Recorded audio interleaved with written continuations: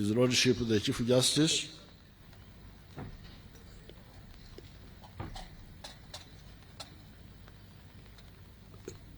Right Honourable Deputy Speaker of Parliament, His Lordship Deputy Chief Justice, Right Honourable Prime Minister, all the other leaders, ministers, members of Parliament,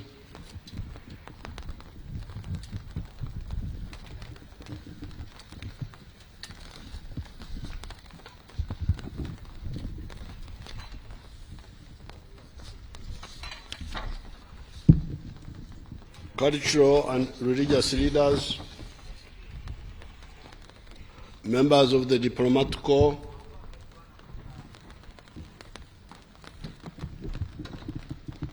the wananchi, distinguished guests, ladies and gentlemen.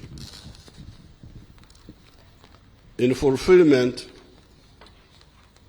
of the constitutional requirement under Article 101, Clause 1 of the Constitution of the Republic of Uganda, I am here to deliver the State of the Nation Address 2024. On this occasion of the State of the Nation Address, I would like to remind the Ugandans of the 3 historical missions, the 4 principles of the NRM, and therefore determine what distance has been covered in prosecuting those goals and what remains to be done, and what is the main obstacle on that transformational road. Our movement came on the scene initially as a student movement, getting elements from the old political parties of UPC, DP, and Kaweka Yeka that had sectarian platforms, misusing the politics of identity, religious, tribal, and gender chauvinism.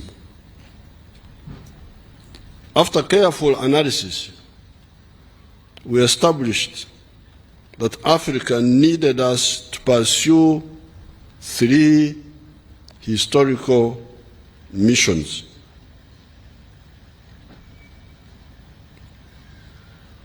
If Africa was to survive and thrive, that's how we looked at it. We looked at it as a matter of survival. If Africa is to survive, we thought it had to do the following. The 3 historical missions are prosperity for the African people, including the people of Uganda. Are the people of Africa entitled to prosperity or not? Secondly, strategic security for the African people. Do the African people need to be secure from all threats, from wherever? And taking advantage of the brotherhood of the African people to achieve the first 2 missions. These Africans you are talking about, do you know that they are either similar people or they are linked? How was the prosperity of the African people to be achieved? Could it be achieved through begging for foreign aid, as some were emphasizing? Could foreign aid give us the prosperity we are talking about? The answer, according to us, was no. Our conclusion was that prosperity could only come from each adult person engaging in producing a good or a service sustainably and selling it. That's where prosperity comes from. Each adult person must produce a good or a service and sell it.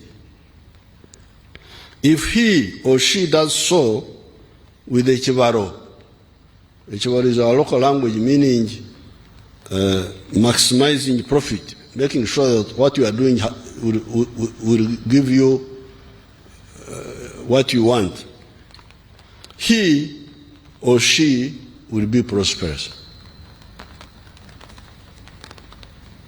Since individuals cannot effectively work alone, the different zones of the country are always encouraged to specialize in given clusters of products or services. It is this realization that led us to distill our first NRM principle, patriotism, love Uganda. Why love Uganda? It is because you need it for your prosperity in the form of the market. Whether you like other Ugandans or you don't like them, but you need them for your prosperity, because they need to buy what you produce so that you are able to be prosperous. When you produce a good or a service, the next question is, who will buy the good or service and in sufficient quantities to guarantee the prosperity of the wealth creator? One of the factors we realized was that normally people of the same tribe or the same locality produce similar products. Hence, they do not easily buy from one another. It is the people from other parts of the country that produce different products that buy the wealth creators' products. Therefore, the opportunists that promote sectarianism and parochialism are enemies of wealth creators, starting with their relatives. They are pseudo-prophets. Banabi abeb shuba. Banabi abobulimba. The Historical Mission of Prosperity pushed us to discover the second NRM ideological principle, that of Pan-Africanism. Love East Africa. Love Africa. Those who are the guests who are not from here, from East Africa, they had us playing two anthems. The anthems you had. One anthem is for Uganda, the other one is for East Africa.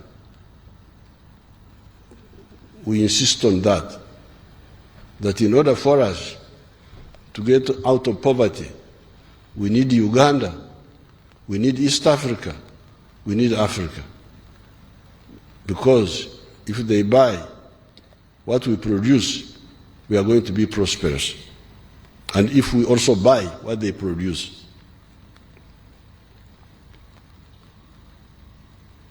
Why? It is because you need them. You need East Africa, you need Africa for your prosperity, other issues aside. When wealth creators get serious with production, when they increase the production of goods and services, the internal market is no longer enough.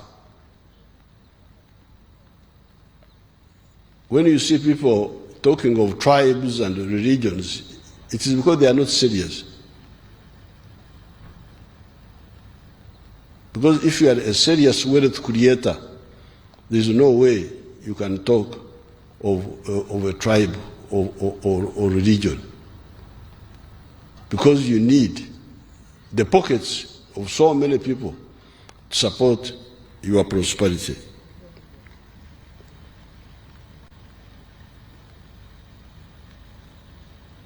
When the wealth creators get serious with production, when they increase the production of goods and services, the internal market is no longer enough. We need the East African market, we need the African market, and we need the global market. Since the recovery of the economy of Uganda, we have seen this. It's not a theory, we have seen it. We saw it before, it was implemented, but we have now seen it in reality. Our production of sugar is now 600,000 metric tons. However, the internal market is only 380,000 metric tons. Who is to buy the surplus sugar of 220,000 metric tons? The milk production is now 5.3 billion liters. Who is to buy the extra 4.5 billion liters, since the internal demand is only 800 million liters? The cement production is now 6.4 million metric tons, and yet the internal demand is only 2.4 million tons. Who is buying the surplus? How about the steel products? The internal demand is 1.5 million metric tons, yet the annual production of steel products in Mitayimbwa, although still at 610,000 metric tons, leaving a deficit of 890,000 metric tons, it will soon be about 3 million metric tons with the new vertically integrated steel industries using the high-grade obutare. Obutare is our indigenous word for iron ore of Muko in the Rwanda area. So soon our production will be 3 million metric tons of steel, and yet the internal demand is 1.5 million. Who will buy the surplus steel? The products of the new vertically integrated factories will completely wipe out the need for importing high-quality steel for hydropower dams, the railway, high-rise buildings, etc., that need very strong steel, different from the steel of the recycled steel products from scrap metal. Because up to now, we have been using scrap metal, the old tanks of Idi Amin, to make steel. But now we are going to use our iron ore, our obutare, the best in the world. There is no other iron ore which is richer than this one, 70% pure. Even now, we also import steel ingots and add value. Some of this steel is re-exported to the region. The answer for all these questions is that it is mainly East and Central Africa that are buying the surplus. The commercial area is buying goods and services worth US dollars 2 billion, 2.157 billion from Uganda. Therefore, the NRM was right to distill the principles of patriotism and Pan-Africanism, and to oppose groups that were pushing for parochialism in Uganda and Eurocentrism globally. You know, when we were about coming to government, I went to Europe,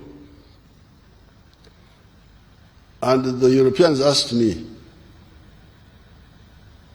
because our old political parties here, the Democratic Party was allied to the Christian Democratic Party of Germany.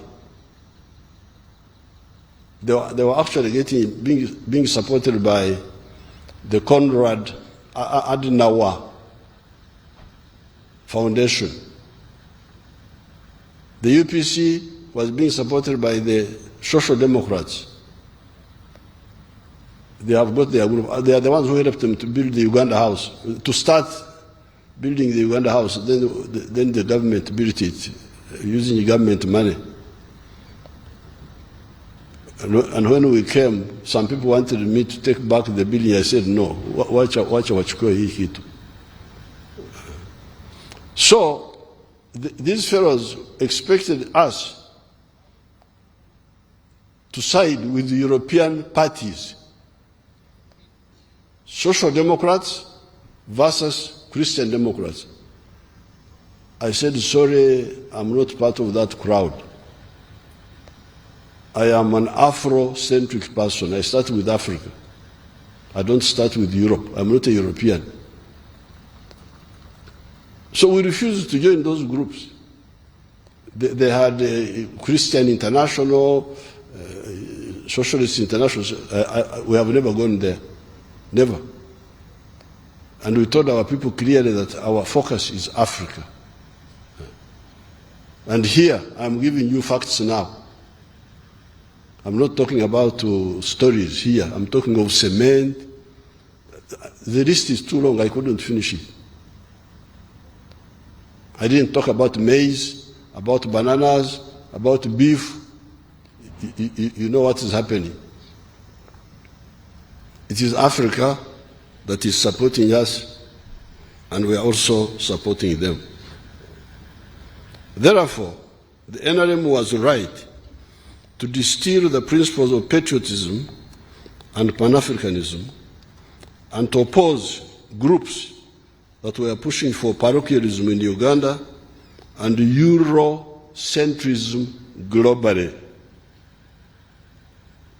After the careful analysis, we realized that our prosperity, first and foremost, needed patriotism, that is, love Uganda, and Pan-Africanism, love Africa.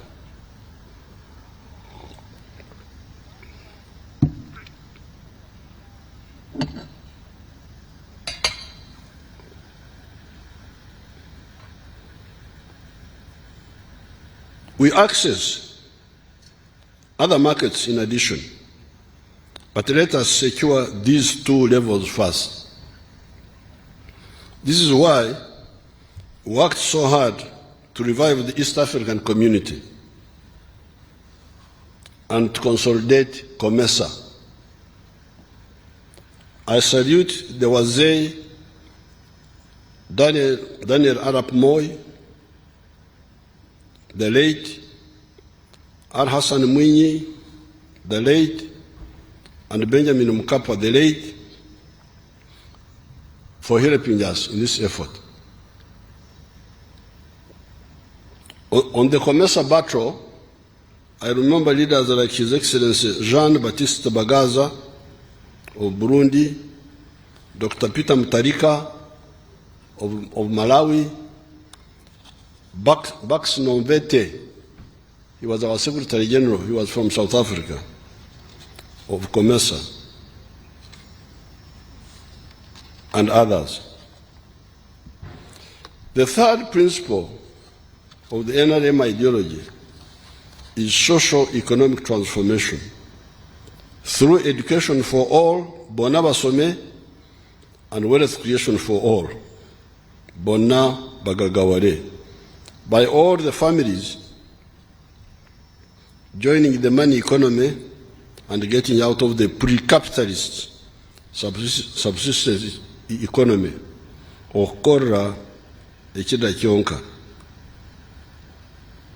The fourth NRM ideological principle is democracy, real democracy, for empowering the people to grow, and not cheap popularity that the new colonial agents used to manipulate the people. The correct philosophy, the correct ideology, and correct strategy of the NRM, mark those three words, my friends. The world has got a lot of problems. Africa has got a lot of problems because they make mistakes on philosophy, make mistake on ideology, make mistake on strategy. The correct philosophy, ideology, and strategy of the NRM have enabled the economy and society of Uganda to go through 5 phases since 1986. These phases are, number 1, the minimum economic recovery phase of restoring aspects of the small colonial enclave money economy of the 3 C's and 3 T's. Our small colonial economy was characterized by the economy of the 3 C's and the 3 T's. 3 C's was coffee, copper, and cotton. And the 3 T's were tobacco, tourism, and tea. It was a small economy. But when Amin came, he destroyed it. I didn't have time to explain that. So when we came in, we had to restore that small island. That's why we are calling it enclave. Because enclave means an island of modernity surrounded by a sea of backwardness. That's the situation we had here in the 1960s. And that small island was comprised of the 3 T's and the 3 C's. But Idi Amin destroyed it. So when we came, we had to bring it back. This is the first phase we call the minimum economic recovery. 2, expanding that enclave with the more production of coffee, tea, etc. That small island was producing coffee of 2 million bags. We are now producing 9 million bags. That small island was producing tea of 23 million kilograms before Amin came in. By the time we came, tea production had declined to 3 million kilograms. We are now producing 60 million kilograms of tea. So, number 1, minimum recovery. Number 2, expansion of the small island economy. Number 3, the diversification of the enclave economy by commercializing the production of bananas, cassava, milk, fruits, palm oil, cocoa, fish, beef, etc. Because during the time of the British, they would say that coffee was the cash crop. Milk and maize and so on were not cash crops. They were just for home consumption. But we said no, all these are cash products. That's why, therefore, phase 3 has been diversification. Phase 4, adding value to some of these raw materials, such as cotton, fruits, milk, tea, timber, sugar, etc. The other day in my speech in Nairobi, I was able to castigate the African practice of exporting raw materials. This is very, very, very, very dangerous for this continent. Here, I have banned the export of unprocessed minerals. If a mineral is not fully processed, I don't allow it to be exported. But even the other products, we are struggling to add value to all of them, even coffee. Now, number 5, phase 5, the knowledge economy through the production of vaccines, the production of automobiles, and so on. So we are now also entering the 5th phase where we use the science of our young people to produce products.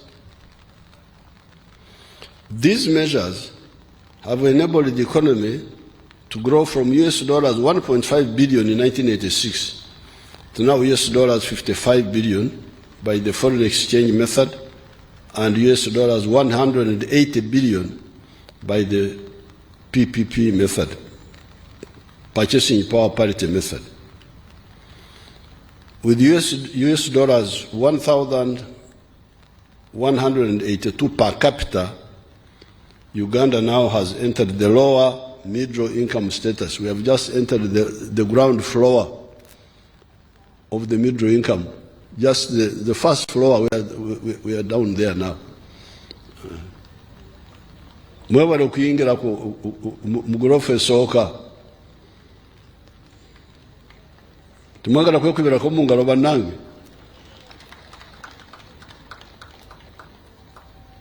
Apoyo Rubanga. There are, however, still some trade barriers in the East African community. These are really roadblocks to our prosperity. All the East Africans should work to remove these bottlenecks by implementing fully the common market protocols, the customs union protocols, so that the fragmented markets of Africa become one market.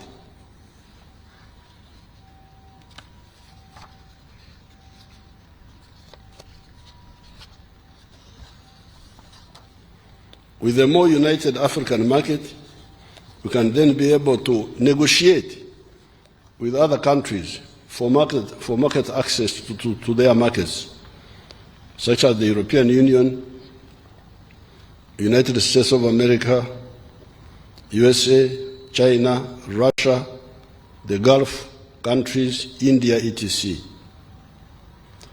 Internally, we have guided our people that the socio-economic transformation can be realized through Bonaba Some, education for all, and Bonaba Gagawere, prosperity for all, by joining the 4 money-making sectors of commercial agriculture,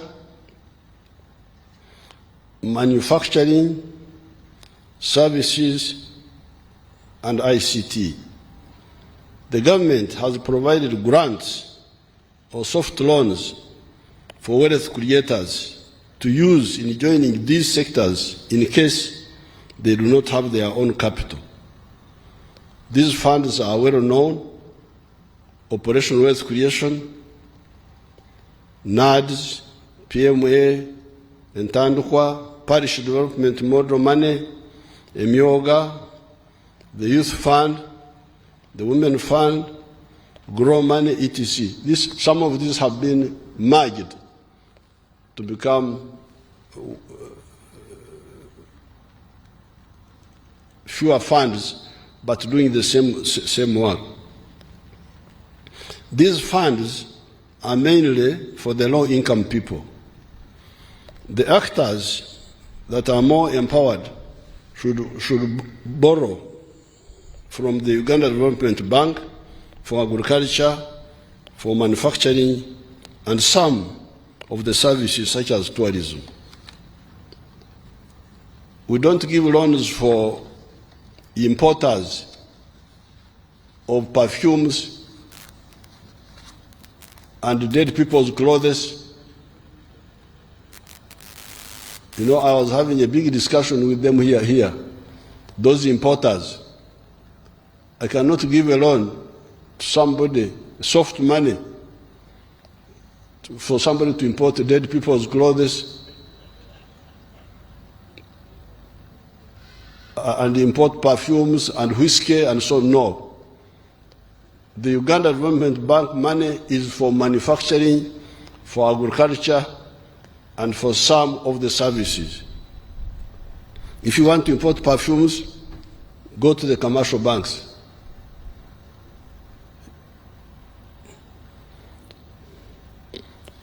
All we have said above is targeted to enable us to create prosperity for ourselves through wealth creation.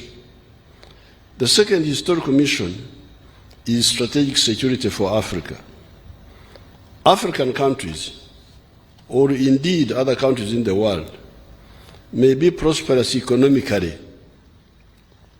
Strategically speaking, however, they may still be vulnerable vis-à-vis other global actors. In the Second World War, the first victims of German aggression were the developed countries of Denmark, Holland, Belgium, etc. Even France was conquered by Germany. Therefore, there is something about size. Indeed, the smaller countries of Europe were rescued by the mighty Soviet Union that defeated Hitler's army at Moscow, Belarusia, Stalingrad, Kursk, etc., and were later on, in 1944, joined by the Americans and the British. As we speak today, only 4 countries have been able to land on the moon. These are the USA, China, India, and Russia. Why? Size and development matter. Uganda, even when it becomes a developed country, cannot have an overambitious space program. We are working on implementing a limited space program for overhead observation and communication, broadcasting and telephone communication. We shall have an overhead imaging satellite at an altitude of 600 to 700 kilometers in space, and another one for communication and internet at 36,000 kilometers in space. That one we shall share with the other East African countries.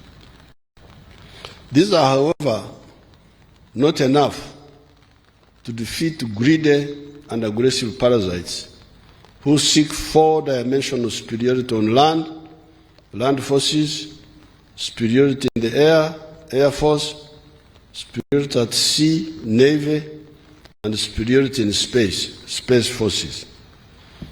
It is partly for this reason, but also for the purpose of implementing the economic integration of the markets easier, that we, the African revolutionaries, our departed elders, such as Kwame Nkrumah, Mwalimu Nyerere, Sekou Toure, Mzee Kenneth Kaunda, and we, their young followers, put forward the principle of political integration as another element of the Pan-Africanism principle. While we always aim at creating a continental common market for the whole of Africa, we also aim at creating a regional political federation where possible. While it is possible and desirable to create a continental common market, a political federation which represents a maximum form of integration should only be for peoples who are either similar or compatible, and preferably with a common language. This is how East Africa has always been the best candidate for political integration. The peoples of the area are the Bantus, the Nilotics, the Nilo-Hamitics, and the Cushitics, whose dialects are either similar or linked. Those delegates, those visitors of yours from Malawi, from Zambia, I'm sure I can speak with them when we finish the ceremony here, I will greet them. I will say, Muri bwanje, turi wino, muri chari. I'll be talking to them. However, on top of all that, we have the good fortune of having the neutral dialect of Swahili that will easily be the official language of the potentially very powerful Federation of East and Central Africa. This East African Federation, with one army, a common citizenship, in addition to wider common market already talked about in this speech, will provide perpetual insurance for the freedom of the black race and other freedom-loving people in the world. It will have a defense capacity to be present in the 4 dimensions: land, air, sea, and space. How can you insure cars, you insure houses, you insure individual people's health, but forget to provide insurance for the African race? People have got insurance policy. Me, I don't have insurance policy for anything. My insurance is for, if Uganda succeeds, I am insured. I have never, Mama is here, I have never bought insurance policy. Never. My insurance is for Uganda to succeed. When Uganda succeeds, I succeed. But how can you have insurance for cars and buildings and I don't know what, but you don't insure the African race for them to be secure from threats? This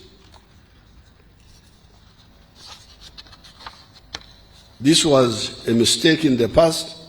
How can we repeat the same mistake? In 1963, our leaders were about to achieve this goal. I want to give to the Right Honourable Speaker a historical picture of the pages of the Uganda Argus. It is there on the screen. That picture there. Federation this year, that was 1963. I will give you a copy, Right Honourable. I give to the Right Honourable Speaker a historical picture of the pages. That's clearer. Show it to the other people, not just me. Are the audience seeing it? That was 1963. And it was the 6th of June, like today.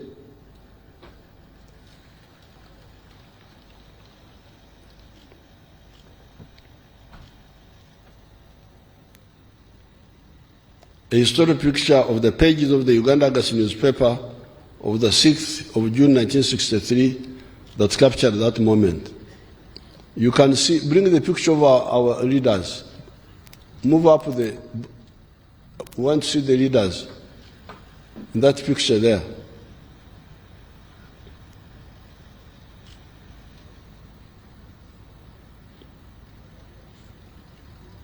The picture below is, yes, the picture below is, you can see our elders, Mzee Jomo Kenyatta, Mwalimu Nyerere, Mzee Milton Obote, with others, including a delegation from Somalia,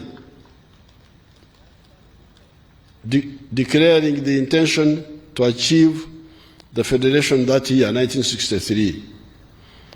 All the subsequent calamities that befell this part of Africa would never have happened if we had achieved that goal that time. The calamities I'm talking about were the seizing of power by Idi Amin in Uganda, the massacres in Burundi in 1972, the genocide in Rwanda, the collapse of the state authority in Somalia, the prolonged civil war in Sudan, or even the Renamo war in Mozambique, etc. There was no way Idi Amin could seize power here if we had an East African government. It couldn't happen. But the fragmentation, the pseudo sovereignty You can imagine when Amin grabbed power here, Africans who wanted to oppose him could not do it easily because they were being told, Uganda is independent, Uganda is independent. And even when Amin was killing Yas, when we would try to get support from other people, we would be told, no, it is Amin's right to kill you because you are his subject. You are his subject. So that missed opportunity was a big setback. A united East African state with one army would never have allowed these tragedies to happen. Indeed, it is the East African cooperation that eventually enables us to solve these problems. However, coordinating multiple sovereign units is less efficient and less prompt in terms of action compared to a united East Africa. The third historical mission is to simply recognize the brotherhood and linkages among the African people and use them to achieve historical missions number 1, prosperity, as well as number 2, strategic security. As we have pointed out a number of times, the African race is only comprised of 4 groups of linguistic classification. These are the Niger-Congo, which includes the Bantu and the Kwa languages of West Africa, the Nilo-Saharan, which includes like our languages of the Nilotic languages and the Nilo-Hamitic, the Afro-Asiatic, which includes the languages of northern Ethiopia, and the Khoisan. Khoisan they are called the Bushmen in South Africa. They used to be called Bushmen.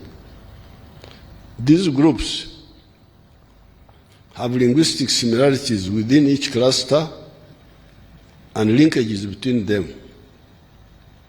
In other speeches, I have demonstrated this.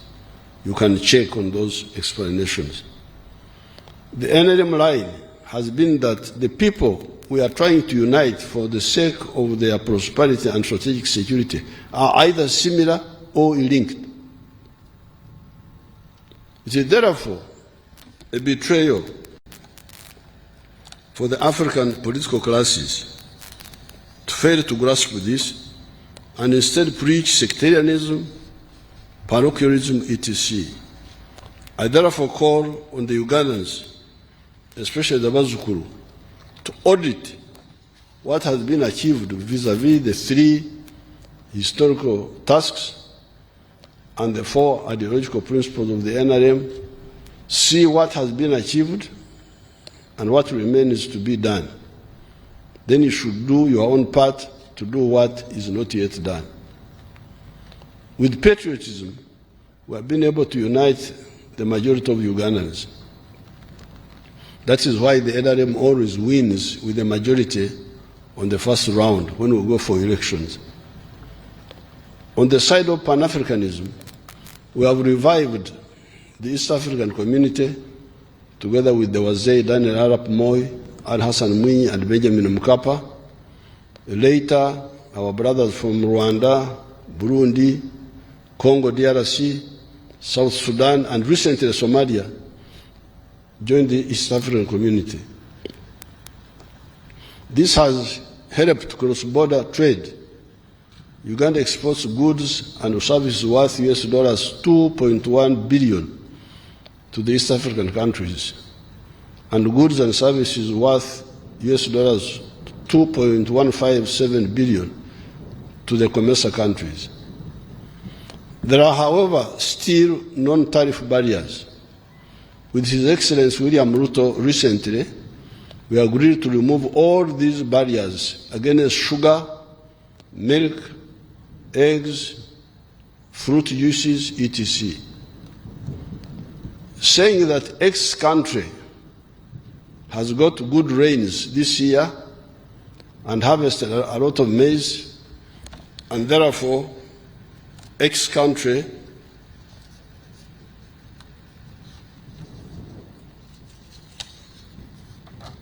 will either give quotas for maize from Y. Imagine there are two African countries, X and Y. They should be trading together. But 1 year, X says, this year I got a lot of rain and I harvested a lot of maize.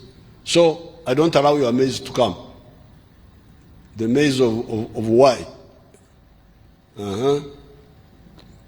Or I allow what they call a quota, a certain amount. Either give quotas for maize from Y, or will not allow any maize imports from Y this year, is wrong. What happens? Why is it wrong? What happens to the maize growers in Y that year? Since the maize in Y will kudiba. Kudiba is our local word here, meaning that if you produce something and nobody buys, it's kudiba. So if the maize from Y this year kudibas, because in X this year they have got their own maize. What happens to the maize growers in Y that year? Since the maize in Y will kudiba, have no buyers, the farmers will migrate to coffee, a product that depends on the global market and does not have those hurdles. Then next year, there's a shortage of rain in X, and they want maize from Y. Sorry, the farmers were betrayed and they migrated to other products. This is the problem. The correct approach should be that maize from Y should not be blocked even if there is a bumper crop in country X. Let the market determine the maize that will be preferred by the consumers. If it is found that maize producers in country Y are cheaper consistently, then let East Africa allow them to specialize and feed all of us. This is what I said about Tanzanian rice. If Tanzania produces rice more cheaply, let us all buy from them. Stopping Tanzanian rice makes us commit several sins. Sin number one, you sabotage the Tanzanian rice grower by denying him market. Sin number two, you rob the Ugandan consumer by forcing him to buy rice from the inefficient Uganda rice grower at a higher price, because you are punishing the Ugandans to buy more expensive rice that it is because it is from Uganda. Sin number three, you invite Tanzania to counter-block our products. Sin number four, you claim as our own rice growers to remain inefficient and therefore not competitive. Okulemaza is to cripple. Because if you don't allow your child to run and compete, how will he develop capacity?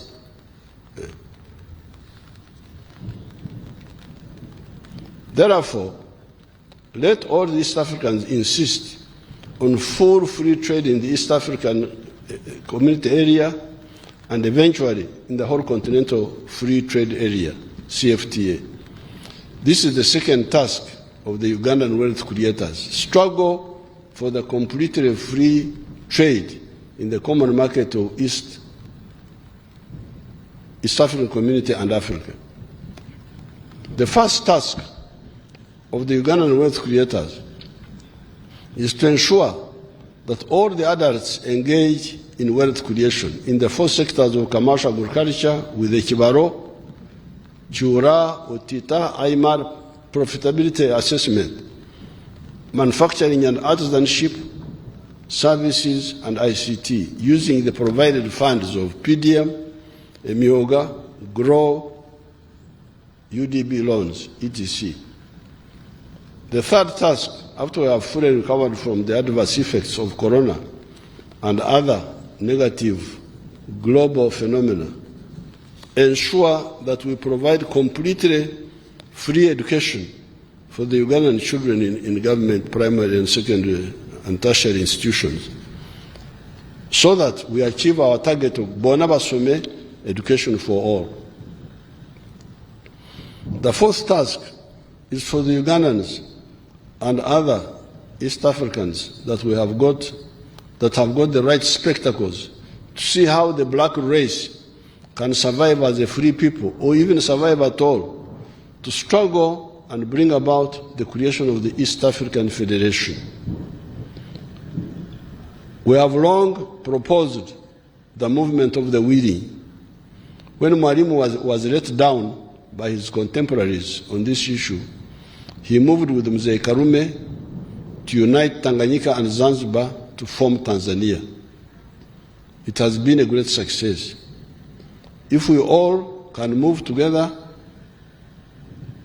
it will be good. If we cannot, let the willing move. The crucial point that needs to be done is for the Pan-Africanists to be more active in pushing for the struggle for the political federation of East Africa and for the full economic integration of the common market of Africa. You should aggressively expose those who work for foreign interests and are always diverting our people through the media to the interests of the foreigners. If you read the papers, nobody is talking about African integration. You pick the papers. Papers, social media. What is your future? If you don't know that integration of the market is our salvation, then how can you be in leadership? What are you leading? Are you a leader unto darkness and death? How can it be that you read the papers? Nobody. Football, music, cinema, I don't know what. Okay, you can do those things, but you must survive fast.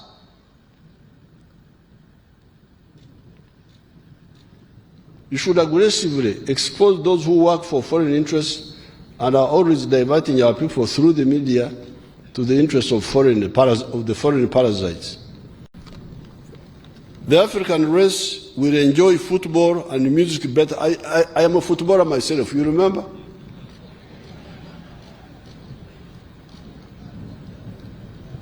However, from 1966, somebody asked me, what European football club do I support? I said, what?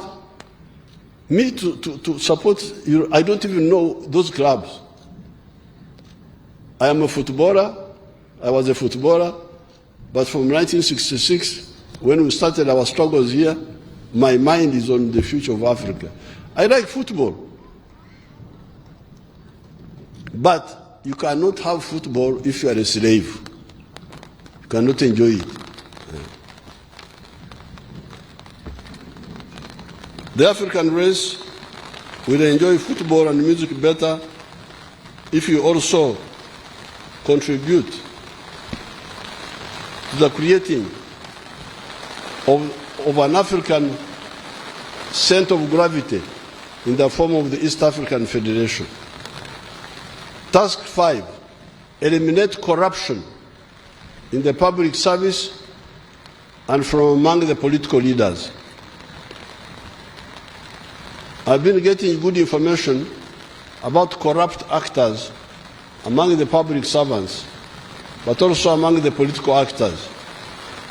With firm evidence, we shall crush these traitors. Corruption is... Are you hearing me? You are hearing. I think the corrupt have brought rain.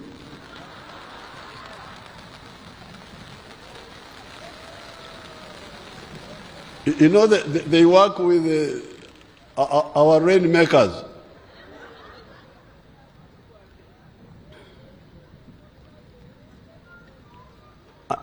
I have been, this is not in the speech here, but I can mention to you, I have been hearing that people, even in my office, take bribes from people to bring people to see me. Can you imagine? But fortunately, recently we arrested one of them. He's alleged, according to the rules, I should not be accused that I'm saying something sub judice, which is in the court. He's alleged to have extorted shares and money from an investor who was coming from somewhere. He's now in court. So we are moving, we are going to get them. I have been hearing stories that there is a racket from the Ministry of Finance to Parliament.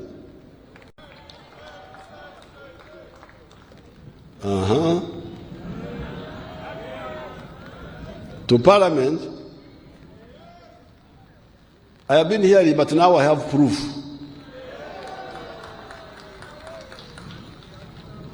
Norecho ababi bafude banange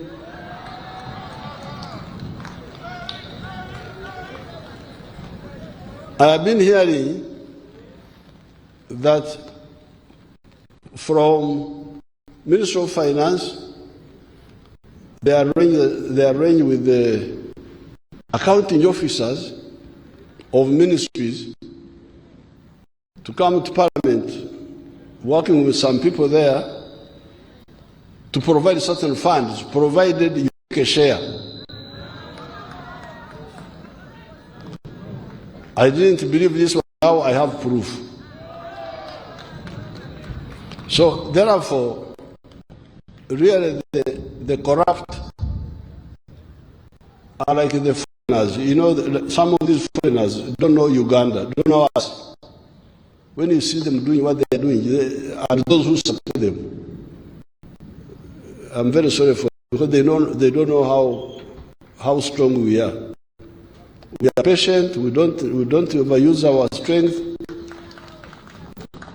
But if you make a mistake, you will see.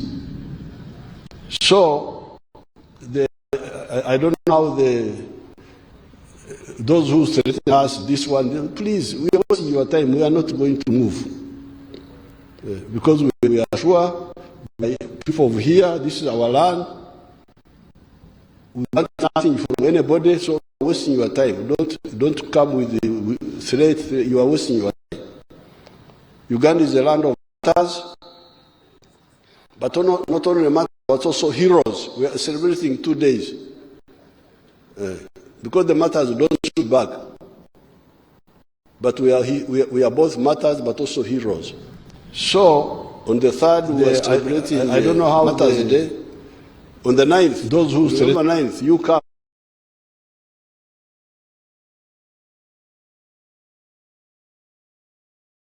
Please, we are wasting your time. We are not going to move. Because we are sure, we are people of here, this is our land. We want nothing from anybody, so you are wasting your time. Don't come with the threat. You are wasting your time.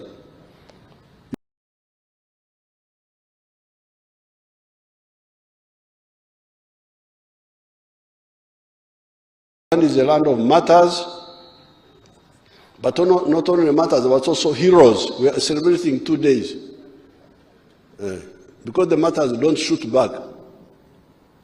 But we are both martyrs, but also heroes.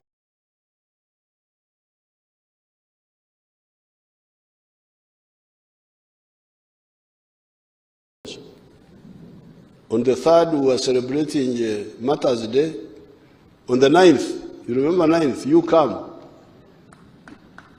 We shall be celebrating Heroes Day. We are fighters. Nobody can play around here. So I feel really amazing that some of our people can join this corruption.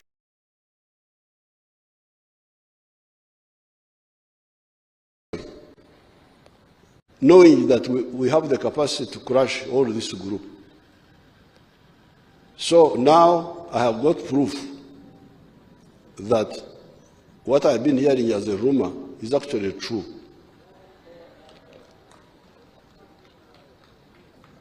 So I don't know how we can arrange,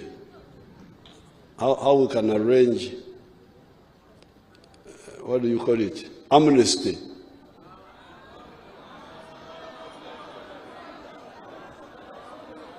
No amnesty. Very good. So it means that you show them the way.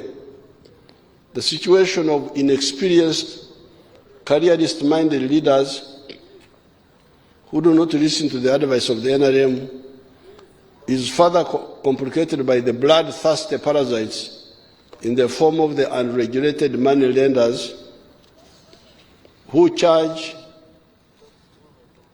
extortionate interest rates from these desperate political actors when they come to borrow money for unuseful expenditures. I've already directed the Minister of Finance to cap the interest rates chargeable by money lenders.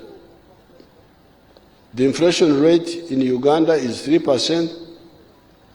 Why should the commercial banks charge 20% interest?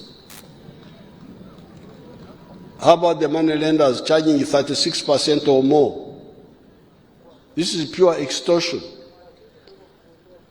The PDM and the Myoga funds are going to become the poor people's banks, able to lend at 12% or less after 24 months. We are going, this PDM money, people are trying to sabotage it, but I can hear it is beginning to penetrate. People are beginning to understand it now. They are beginning, slowly, the villagers are beginning to appreciate. That's what I hear. The other source, I have already directed the Attorney General to guide the Minister of Finance as to how he can criminalize this extortion by the money lenders. The other source of corruption has been the fundraising that is borne mainly by the opportunistic politicians over-anxious to please parts of their electorate by pledging money for the fundraising that they do not have. We are due to meet to resolve this diversion. I agreed with the leaders that we should meet and really discuss the issue of fundraising because it is part of the pressure that makes leaders make mistakes. Uganda's economy and society are moving forward, the mistakes by some actors notwithstanding. I was reading some comments, especially in the Monitor. You know, Monitor is a mouthpiece of foreign interests here, the Monitor newspaper. Oh, talking about this, talking about this. There's one of them who was writing today. I glanced through, was saying that Uganda has low inflation by fortune. That is by fortune. Imagine. He doesn't want to say that NRM has managed the economy well. That's why inflation is low. That it is a mixer. It was fortune that we have got low inflation. It's not fortune, it is planning. Monitor Bambi Mbasaside. But Monitor, the other time, I saw a cow talking. When you see a cow talking, then you know that Jesus is about to come. You showed me that picture of the Monitor. Abantu bange muntekero akamonitor ako.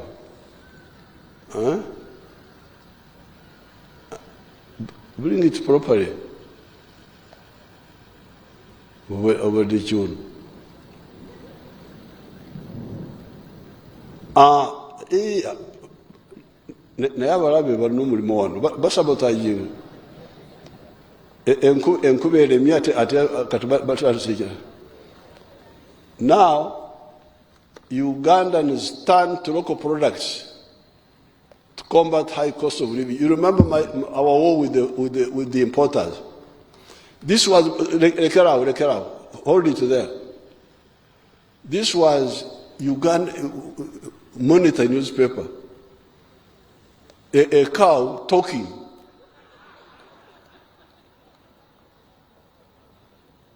Saying that because we put tax on the imported products, imported dead people's clothes, and that rubbish from outside, that now Ugandans turn to local products. This was, which date was this?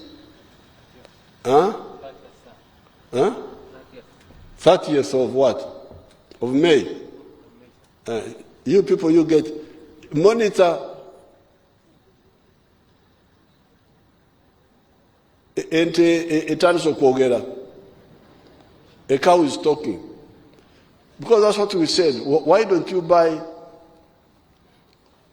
the local textiles which are being made here? So Katonda jali aba monitor Katonda abayisemu okwogera ebyamazima. But otherwise they were trying to. Thank you very much. You can move on. Otherwise, in today's paper, I was trying to say, oh, this one. But you listen carefully. I will conclude with that. Uganda's economy and society are moving forward. The mistakes by some actors notwithstanding. The foreigners interfering in our internal affairs are not a threat at all. There's no foreigner who can threaten us. No foreigner can threaten us. I have written a piece I will share with the Ugandans on that. The real threat to Africa's progress have been internal weaknesses, such as undermining the private sector. I mean, 1972 when he expelled the Indians, and Museveni, 1970 when he announced the Nachivu announcements, interfering with the private sector. Wrong concept of army building, sectarianism, corruption, etc. Otherwise, Africa's ability to defeat the imperialists had been demonstrated by Samora Machel defeating the entire Portuguese army in Mozambique in 1974, Robert Mugabe and ZANU defeating the Ian Smith regime in 1980 in Zimbabwe, the Cuban army comprised mainly of black soldiers defeating the White Boer army at Quito Cuanavale in Angola in 1988, etc. So our armies defeated European armies in the 1970s. It is our internal weaknesses that have since that time given the impression that Africa is weak. NRM has correct philosophical, private sector-led efforts, ideological, the politics of interest and not identity, and sectarianism, and strategic wealth creators and integration to create markets for their products positions. That is why the economy is growing in spite of the betrayal by the parasites. With the crushing of the corruption, Uganda, given our overall correct positions, is unstoppable. Everything else is in place. What is the problem now is just corruption. In the budget speech, I will add some more information on this line, saying that everything else is in place now. It is only corruption and a few other mistakes that can sabotage what we are doing. Therefore, the Right Honourable Speaker, I thank the Parliament for the following laws you passed since my State of the Nation address. Those laws are put in Annex 1. I put it as Annex 1 in this speech.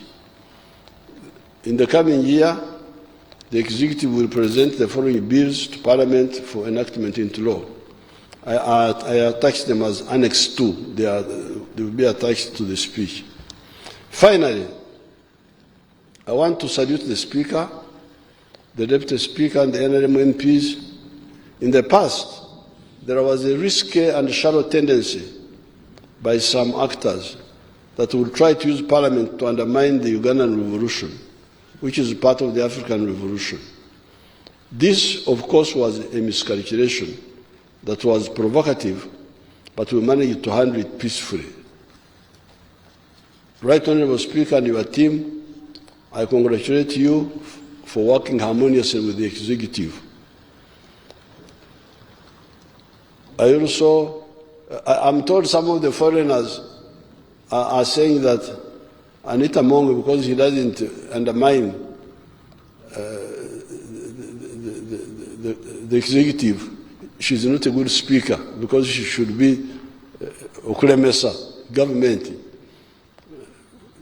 Very risky miscalculation. In the recent budgeting process,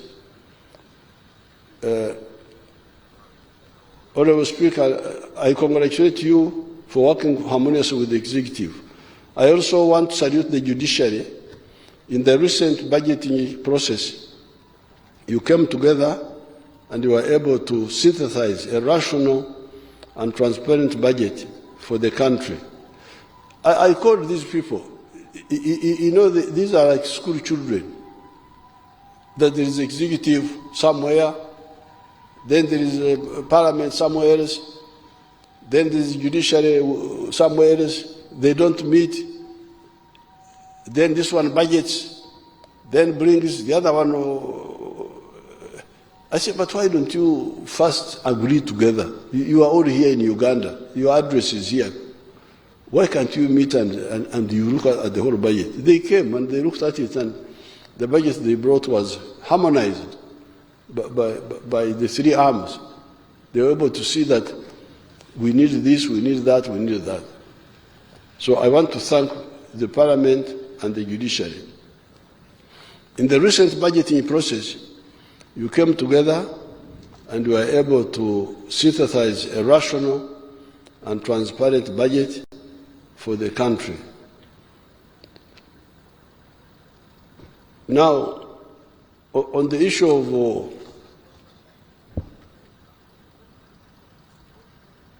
the corruption,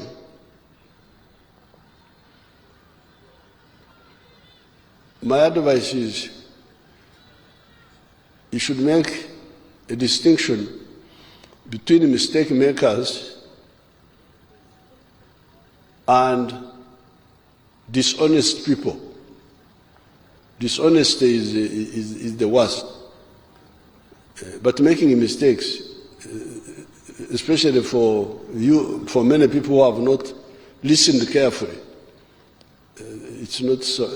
I wouldn't be surprised. That's why many times I try to help out groups who have made mistakes. But what I cannot tolerate is like this question of saying, we give money to this ministry, but we take a percentage of it as individuals. This is dishonesty. It's not a mistake. It's a crime. It's a betrayal. Or the ones who go abroad. These foreigners have been approaching our people. They all bring reports. Have been approaching our people. You go and make a bad report against the government of Uganda, and we shall give you an award. And the award will have so much money attached to it in Europe. I wish them good luck. That money of betrayal, we are following it up. We are following it up. They think that we are fools. I don't know why they think so. But we follow all that. So those two, the dishonest and the traitor, are the ones we are targeting. The mistake makers, we can cancel them and show them how to do things. Because if we are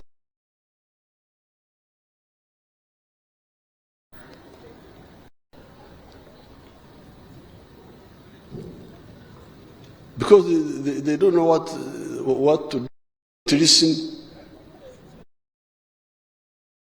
to languages. This one is saying that, this one is saying that. So dishonest. There are so many languages. This one is saying that, this one is saying that.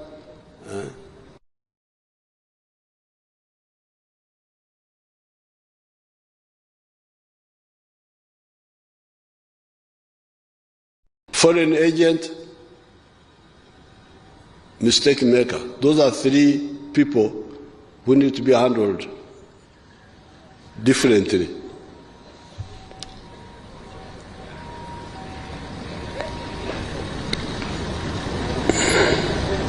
In the recent budgeting process, you came together and you were able to synthesize a rational and transparent budget for the country. I want to end by congratulating the UPDF, the Uganda Police Force, the intelligence services, and the prison services for guarding the 3 million pilgrims that were at Namgongo recently. I salute all the Ugandans for the good work you are doing. Madam Speaker, it is my pleasure to declare the 4th session of the 11th Parliament open. I thank you very much and hope that the coming session will be fruitful. God bless Uganda. God bless Africa. Apoyo Matek. Thank you.